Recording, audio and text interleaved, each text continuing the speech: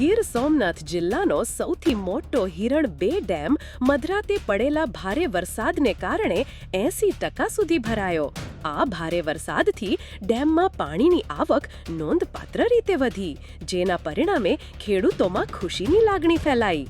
પ્રશાસન દ્વારા ડેમના દરવાજા ખોલવાની સંભાવનાઓ ચર્ચાઈ રહી છે, જેથી નીચાણવાળા વિસ્તારોમાં રહેતા લોકોને સતર્ક કરવામાં આવ્યા છે. આ ઘટનાએ ગીર સોમનાથમાં કૃષિ અને પાણી વ્યવસ્થાપન માટે આશાનું કિરણ ઊભું કર્યું, સાથે જ પૂરની આશંકા અંગે સાવચેતીની જરૂરિયાત પણ દર્શાવી.